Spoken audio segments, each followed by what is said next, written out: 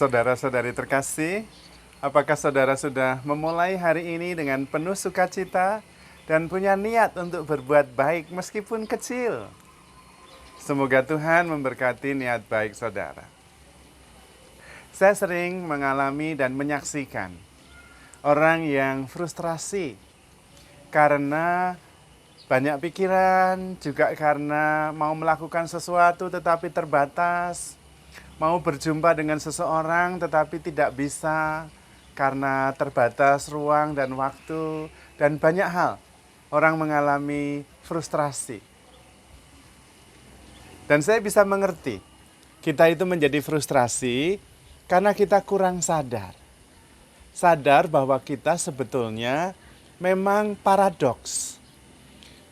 Yang sebetulnya adalah transenden, bukan sekedar paradoks. Maksudnya begini, kita itu mempunyai unsur yang nampaknya berlawanan. Kita punya badan, tetapi juga kita punya roh.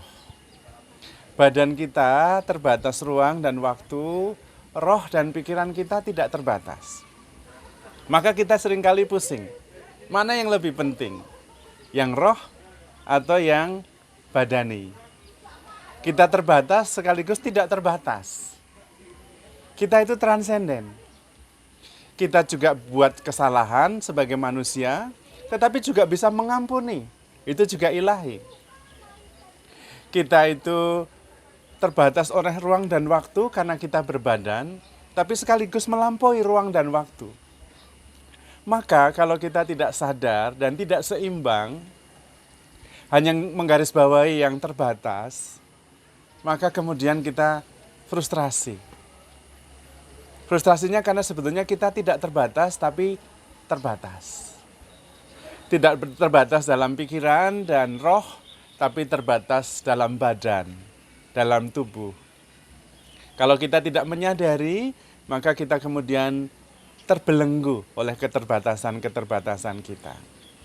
Nah, bagaimana caranya supaya kita bisa sungguh-sungguh bebas? Sungguh-sungguh menyadari diri kita sebenarnya itu siapa. Jalannya cuma satu, sadar. Begitu kita sadar, kita melampaui. Begitu kita sadar, kita transenden. Sadar akan badan saya, berarti saya melampaui badan saya. Sadar akan pikiran saya, berarti saya melampaui pikiran saya. Sadar bahwa saya terbatas oleh ruang dan waktu, berarti saya sudah melampaui batas ruang dan waktu. Maka sadar itu menjadi penting sekali. Kita berjuang sedikit demi sedikit, supaya makin menyadari. Bahkan ketika kita sadar akan persoalan-persoalan kita melampaui persoalan itu. Kita mentransendensi persoalan itu. Maka kata sadar menjadi penting sekali. Ketika kita sadar bahwa kita bisa melukai orang, bisa menyakiti orang, tetapi kemudian saya juga sadar bahwa saya bisa mengampuni, maka saya transenden. To err is human, to forgive is divine. Dan ketika kita berbuat salah, kita manusiawi. Tetapi begitu kita bisa mengampuni, kita ilahi, transenden. Manusiawi kita ditransendensi oleh kesadaran kita. Maka sebetulnya persoalan-persoalan itu bisa selesai ketika kita sadar, menyadari persoalan itu, kemudian berpikir secara jernih karena kesadaran kita, maka persoalan bisa dicarikan jalan keluar yang tepat. Karena kita berpikir secara jernih, merasa secara objektif. Kita mengambil jarak terhadap persoalan. Kita mengambil jarak terhadap pikiran. Dan kemudian kita makin sadar, makin sadar. Dan ketika kita sadar, kita transenden. Kita tidak lagi terombang-ambing oleh paradoks yang ada di dalam diri kita sendiri. Yang nampaknya saling berlawanan. Padahal tidak. Apa yang menyatukan? Kesadaran. Kita manusia, manusiawi, tapi sekaligus ilahi. Kita badani sekaligus rohani. Kita terbatas ruang dan waktu sekaligus tak terbatas. Beyond time and space. Nah, kesadaran itu yang kemudian membuat kita bisa mentransendensi dan yang membuat kita bisa memahami, tidak membuat kita menjadi pusing atau frustrasi karena kita melakukan sesuatu yang sebetulnya tak terbatas tetapi di dalam batasan-batasan tertentu. Dengan menyadarinya, kita melampaui. Maka latihan kesadaran itu sangat penting. Membuat kita makin bisa melampaui batasan-batasan yang ada. Dan itulah hidup rohani. Hidup rohani adalah masuk dalam dunia yang melampaui batasan-batasan. Entah itu suku, entah itu latar belakang, entah itu batasan badan, jasmani, batasan pikiran juga. Karena kesadaran dan hidup rohani adalah dasar dari seluruh pengalaman baik yang kita rasakan, yang kita pikirkan, maupun yang dicerap, diresap, dirasakan, dipersepsi oleh indera kita.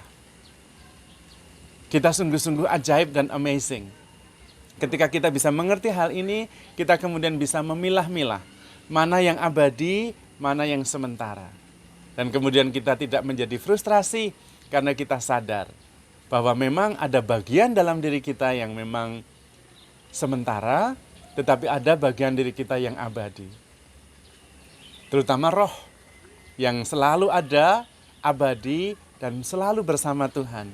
Tak tersentuh oleh persoalan-persoalan yang melekat pada pikiran dan badan kita. Karena itu Tuhan mengatakan, carilah dahulu kerajaan Allah. Dan kerajaan Allah itu ada di dalam kamu.